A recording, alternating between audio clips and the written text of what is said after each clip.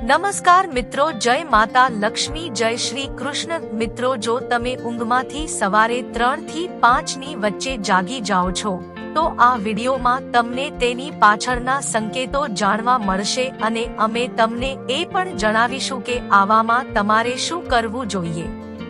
શું 3 થી 5 વાગ્યા વચ્ચે નીંદર ઉડવી સારું માનવામાં આવે છે કે સારું માનવામાં નથી આવતું? અને જો આ સમયમાં નીંદર ઉડી જાતી હોય તો તમે આ કામ ન કરો તો તમે ખુદને જ નુકસાન પહોંચાડી શકો છો। આ સાથે હું તમને એવા સંકેતો પણ જણાવીશ કે જેના દ્વારા તમે જાણી શકો કે ભગવાન તમારાથી ખૂબ જ ખુશ છે, જેના કારણે ભગવાન તમને આશીર્વાદ આપશે અને તમને ધનવાન બનતા કોઈ રોકી નહીં શકે। જેથી આ વિડીયોને તમે ધ્યાનપૂર્વક અંત સુધી ધ્યાનથી જુઓ અને જો પસંદ આવે તો અમારી ચેનલને સબસ્ક્રાઇબ કરવાનું ભૂલતા નહીં। વિડીયોને લાઇક અને તમારા મિત્રો સાથે શેર કરજો અને જો કૃષ્ણ ભગવાનને માનતા હોય તો કોમેન્ટ બોક્સમાં જય શ્રી કૃષ્ણ જરૂર લખજો। તો ચાલો આપણે નીંદર સંબંધી કેટલાય એવા ઉપાયો અને કેટલાય એવા સંકેતો વિશે આગળ વાત કરીએ। એક જૂની કહેવત છે કે જ્યારે ભગવાન દયાળુ હોય છે ત્યારે તે પોતાના ભક્તોને તેમના આશીર્વાદ આપે છે અને ધનદોલત પણ આપે છે। ભગવાનનો સહારો અને વ્યક્તિની મહેનત બંને મળી જાય તો તેને સફળ થવાથી કોઈ રોકી નથી શકતું। પરંતુ શું તમે જાણો છો કે કોઈ પણ વ્યક્તિ સફળ થાય તે પહેલા ભગવાન પણ ચોક્કસથી આ સંકેતો આપે છે અને જો ભગવાન તમને સફળતાના સંકેતો આપી રહ્યા હોય તો તમે કદાચ આવું તો નથી કરી રહ્યા ને? અને પુરાણોમાં પણ એવું કહેવામાં આવ્યું છે। ચાલો આપણે જોઈએ કે ગુરુજી આ વિશે શું કહે છે। જ્યારે પણ કોઈ વ્યક્તિને સારું પરિણામ નથી મળતું ત્યારે ભગવાન તેને ચોક્કસપણે આ સંકેત આપે છે। આપણે નંબર 1 ની વાત કરીએ તો જો કોઈ વ્યક્તિની ઊંઘ અચાનક બંધ થઈ જાય, વારંવાર જો તે રાત્રે 3 વાગ્યા પછી તેમની આંખ ખુલે છે તો આ સંકેત ખૂબ જ શુભ માનવામાં આવે છે। રાત્રે 3 વાગ્યા પછી દેવી દેવતાઓની શક્તિઓ જાગી જાય છે। તમારું વારંવાર સવારે 3 વાગ્યા પછી જાગવું એ સફળતાની નિશાની છે। સવારે 3 વાગ્યા પછી દેવી દેવતાઓ પાસેથી મળેલું વરદાન ક્યારેય ખાલી થતું નથી। ભગવાન તમારી પ્રાર્થના ચોક્કસપણે સાંભળે છે। પણ મિત્રો, જ્યારે પણ તમારી આંખ 3 થી 5 વાગ્યાની વચ્ચે ખુલે છે તો તમારે આ એક કામ અવશ્ય કરવું જોઈએ જે ખુદ ભગવાન તમારી પાસેથી ઈચ્છે છે। જો તમે આ નહીં કરો તો તમને શુભ ફળ નહીં મળે। તો મિત્રો, તે શું કામ છે તે હું તમને આગળ જણાવવાનો છું। હવે નંબર 2 વિશે વાત કરીએ તો જો તમે તમારા સપનામાં ઊંચા પહાડો જોવો છો અને તમે ત્યાંથી વહેતો પાણીનો ધોધ જોશો તો તમે ચોક્કસપણે સફળતા મેળવો છો અને આ સંકેતનો અર્થ એ છે કે ભગવાન સ્વયં તમને આશીર્વાદ આપી રહ્યા છે। હવે મિત્રો, આપણે નંબર 3 વિશે વાત કરી લઈએ તો શાસ્ત્રો અનુસાર જો તમારા સપનામાં દેવી દેવતાઓ દેખાય છે તો તેને ખૂબ જ શુભ માનવામાં આવે છે। એવું માનવામાં આવે છે કે સપનામાં દેવી દેવતાઓનું આવવું ખૂબ જ ફાયદાકારક હોય છે। સ્વપ્નમાં દેવી દેવતાઓનું આવવું એ ધર્મનિષ્ઠ વ્યક્તિ હોવાનો સંકેત આપે છે અને ભાગ્યે જ તેવા લોકો હશે જેમને સપનામાં દેવી દેવતાઓ દેખાતા હોય અને તે ખૂબ જ શુભ માનવામાં પણ આવે છે। જે લોકો ભગવાનની પૂજા આરાધના રોજ કરતા હોય અને સુખમાં પણ ભગવાનને યાદ કરતા હોય તેવા લોકોને ચોક્કસપણે ભગવાન રાત્રે સપનામાં આશીર્વાદ આપે છે। આવા વ્યક્તિને થોડી જ વારમાં સફળતા મળી જાય છે। અને મિત્રો, એક વાતનું ખાસ ધ્યાન રાખજો કે આવા સપના આવે તો આ સપના તમારે કોઈ બીજા વ્યક્તિને ન કહેવા જોઈએ। જો તમારો કોઈ અંગત ખાસ વ્યક્તિ હોય તો તમે તેને માત્ર કહી શકો છો, પરંતુ તમારે એ પણ ધ્યાન રાખવાનું છે કે એ વ્યક્તિ કોઈ બીજાને ન કહી દે। તો ચાલો મિત્રો, આપણે નંબર 4 વિશે વાત કરી લઈએ તો જો તમને આવનારી ઘટનાઓની પહેલેથી જ સપના દ્વારા જાણકારી થઈ જતી હોય તો તમને આ પૂર્વ સૂચન મળે છે તો તમારે સમજવું જોઈએ કે દૈવી શક્તિઓ એ તમને આશીર્વાદ આપ્યા છે। તો મિત્રો, હવે નંબર 5 વિશે વાત કરી લઈએ તો તમને સપનામાં કૌટુંબિક પ્રેમ, તમારી પત્ની મળતો પ્રેમ, પુત્ર, પુત્રી અને તમારા પરિવારના તમામ સભ્યો તમારા આદેશનું પાલન કરી રહ્યા છે. તેઓ બધા તમને પ્રેમ કરે છે અને તમે પણ તેમને પ્રેમ કરો છો.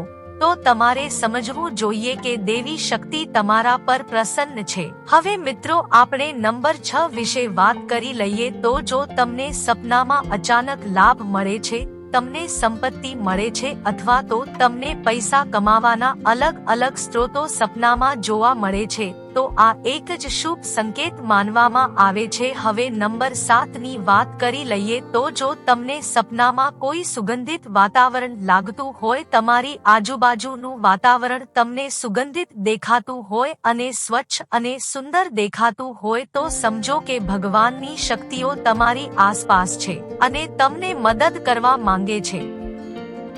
હવે આપણે નંબર 8 વિશે વાત કરી લઈએ. તો સુખદ પવન તમારી આજુબાજુમાં ફૂંકાતો હોય અને તમને સપનામાં એવું લાગે કે આજુબાજુમાં પવન ફૂંકાઈ રહ્યો છે, અથવા જો તમને શરીરમાં અચાનક કોઈ ધસારો અનુભવાયો હોય જે પહેલા ક્યારેય ન થયો હોય, તો સમજવું કે ભગવાન કે દેવી તમારાથી પ્રસન્ન છે.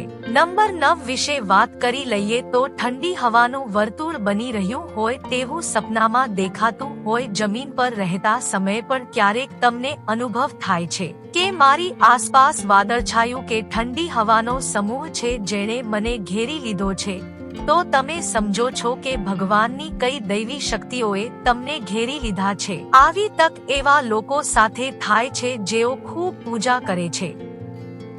હવે આપણે એ નંબર 10 વિશે વાત કરી લઈએ. તો પ્રકાશનો પંચ. અચાનક તમને તેજસ્વી પ્રકાશનો એક મુક્કો દેખાય છે જેની તમે કલ્પના પણ કરી નથી શકતા.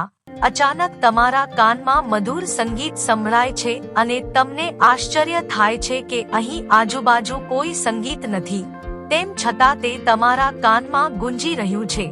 જો તે સીટી વગાડવાની જેમ સંભળાય છે, તો પછી તમારે સમજવું જોઈએ કે દેવી શક્તિઓ તમારી નજીકમાં છે અને તમારી સાથે વાત કરવાનો પ્રયાસ કરી રહી છે. આ ઘણીવાર એવા લોકો સાથે થાય છે જેઓ તેમના પ્રિય ભગવાનના મંત્રનો સતત જાપ કરે છે અને ભગવાનમાં શ્રદ્ધા રાખે છે અને ભગવાનને દરરોજ પ્રસન્ન કરે છે. હવે આપણે નંબર 11 વિશે વાત કરી લઈએ. તો કોઈનો અવાજ સાંભળવો.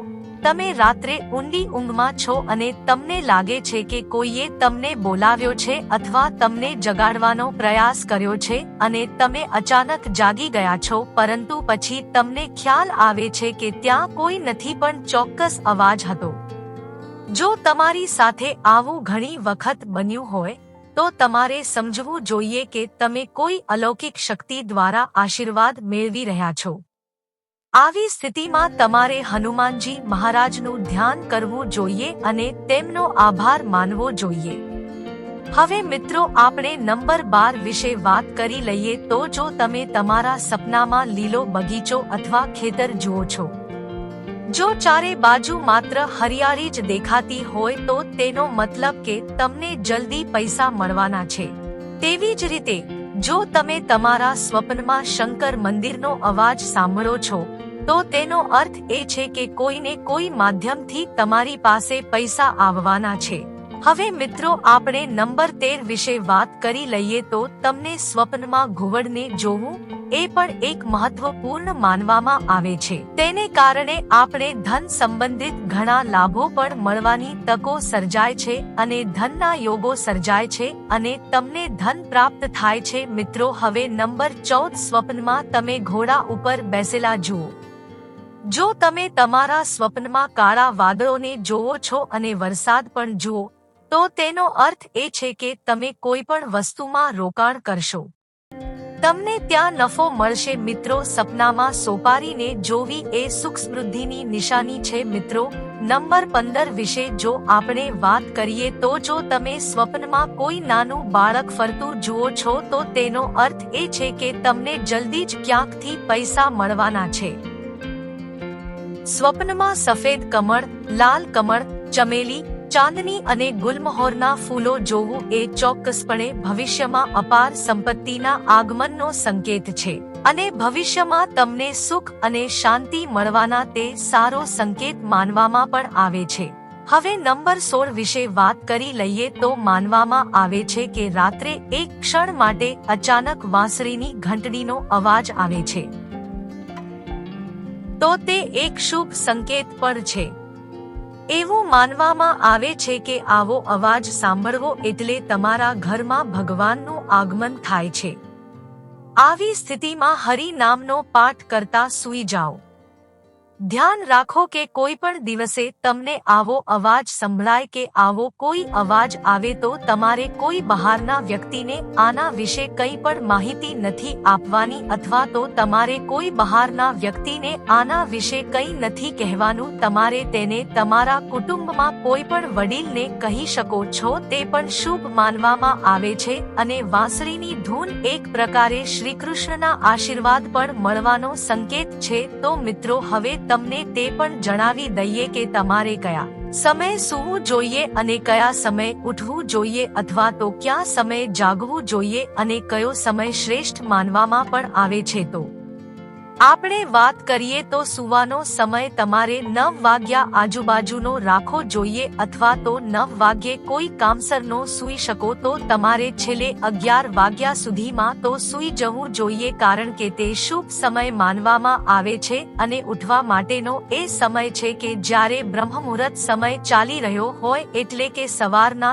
3 થી 5 વાગ્યા વચ્ચેનો સમય કહી શકાય અથવા તો તે સમય સક્ષમ ન હોય તો તમે સૂર્યોદય પહેલા ઉઠી શકો છો। તે સૂવા માટે અને ઉઠવા માટેનો યોગ્ય સમય માનવામાં આવે છે અને તેનો ઉલ્લેખ આપણા શાસ્ત્રોમાં પણ કરેલો છે। તો મિત્રો, ચાલો હવે આપણે એ પણ જાણી લઈએ કે સવારે 3 થી 5 વાગ્યા વચ્ચે તમારી નીંદર ઉડી જતી હોય અથવા તો તમારી આંખ 3 થી 5 વાગ્યા વચ્ચે ખુલતી હોય તો તમારે સૌપ્રથમ કયું કાર્ય કરવું જોઈએ અને આ કાર્યને ધ્યાનપૂર્વક સાંભળજો અને આ કાર્યને ભૂલશો નહીં। જો આ કામ નહીં કરો તો આ શુભ સમય તમારા માટે નકામો બની જશે અને 3 થી 5 વાગ્યા વચ્ચેમાં તમારી નીંદર ઉડી જાતી હોય તો કોઈ દિવસ ફરીથી સૂવાની ભૂલ ન કરતા આપા પણ માનવામાં આવે છે। તો તમારે જાગીને સ્નાન કરવું જોઈએ, તમારા રોજિંદા કાર્યોમાંથી નિવૃત્ત થવું જોઈએ અને ભગવાનનું ધ્યાન કરવું જોઈએ અને પૂજા કરવી જોઈએ, કારણ કે આવી સ્થિતિમાં ભગવાન તમને જગાડે છે। જો ભગવાન સાથે વાત કરવી હોય તો મિત્રો, તમે તમારી ઈચ્છા ભગવાનને વ્યક્ત કરો, તમારી ઈચ્છા ચોક્કસ પૂરી થશે। પરંતુ જો તમે પૈસાના કારણે અથવા તો રાત્રે મોડે સુધી જાગવાને કારણે તમે વહેલી સવારે 3 થી 5 વાગ્યે વચ્ચેના સમયમાં જાગી ન શકતા હોય તો ઓછામાં ઓછું ભગવાનનું નામ જાપ કરો અને નામનો જાપ કરીને સૂઈ જાઓ। તો મિત્રો, આ સાથે આપણો આજનો વિડિયો અહીંયા પૂર્ણ થાય છે અને જો આવા જ વિડિયો તમને જોવા ગમતા હોય તો અમારી ચેનલને જરૂરથી સબસ્ક્રાઇબ કરી લેજો અને હા, નોટિફિકેશન બેલને ઓન કરવાનું ભૂલતા નહીં। વિડિયોને લાઇક અને તમારા મિત્રો સાથે શેર કરજો અને જો કૃષ્ણ ભગવાનને માનતા હોય તો કોમેન્ટ બોક્સમાં જય શ્રી કૃષ્ણ અવશ્ય લખી નાખજો।